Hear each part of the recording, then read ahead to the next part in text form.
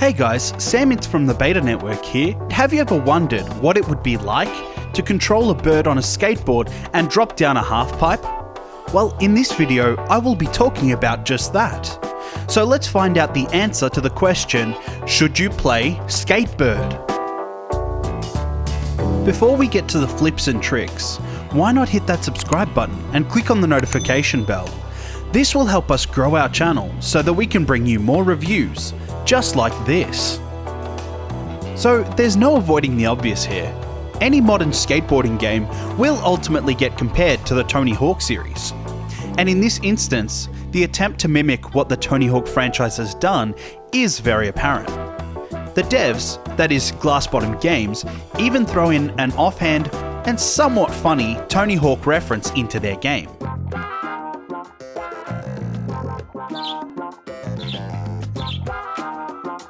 However, whilst trying to emulate the gameplay mechanics that made the Tony Hawk franchise so revered, SkateBIRD falls flat on its face more often than a rookie skateboarder at a skate park.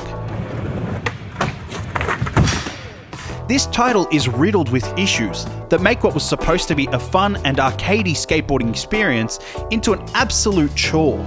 A major problem is the lack of responsiveness in the controls. I can't count the number of times that I tried unsuccessfully to pull off a trick or do a simple ollie. I had to mash the button multiple times before the game would register what I was trying to do.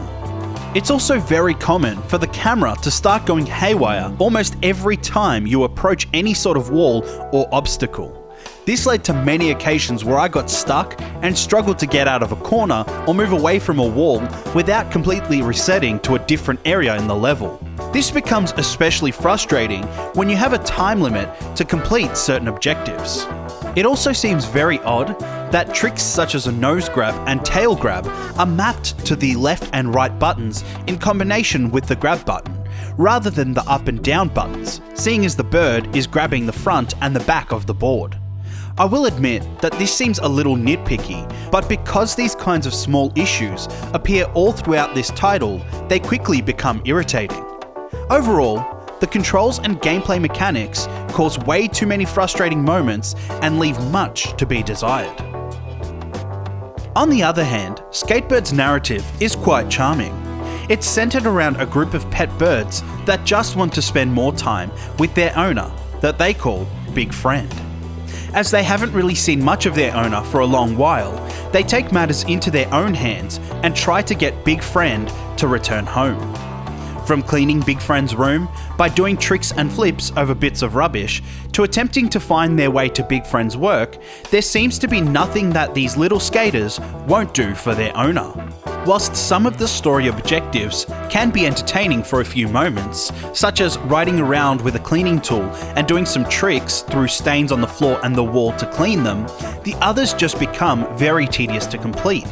That is mainly due to the clunky controls. And because of this, seeing SkateBIRD through to the end becomes less and less appealing. Some of the levels, most notably Big Friend's room, features some creative obstacles made of items that you would typically find in a bedroom. From riding up pizza box ramps to grinding on used bowls, there is a lot of potential for some great skating to be found here. But unfortunately, with the controls being as they are, skating through these obstacles ends up feeling underwhelming. The music in SkateBIRD is definitely one of its best aspects, featuring songs from a genre that the devs have titled Lo-Fi Bird Hop to skateboard to. It really does get you in the mood for some relaxed skateboarding. This game also has some classic punk rock, because what is a skateboarding game without some distorted guitars? So, should you play SkateBIRD? Honestly, I wouldn't recommend it. Whilst there is some potential here, there are so many other great skateboarding games that are much more worthwhile. Games such as Tony Hawk's Pro Skater 1 and 2 and Skate City, as well as Skate 3 and pretty much any other Tony Hawk game, if you are willing to grab out your older consoles, are much more likely to satisfy that need for a fun skateboarding experience. Now, I understand that this game was made by a very small development team, But games like My Friend Pedro, Stardew Valley, Undertale, The Forgotten City, and Bright Memory, plus many more, are great examples of just how much can be accomplished by a small team. Hopefully, Glass Bottom Games continue their work on SkateBIRD to overcome some of its glaring issues. Let us know your thoughts in the comments below. Do you agree with our review? What is your opinion on SkateBIRD? If you haven't already, head over to our website thebetanetwork.net for more gaming news and reviews.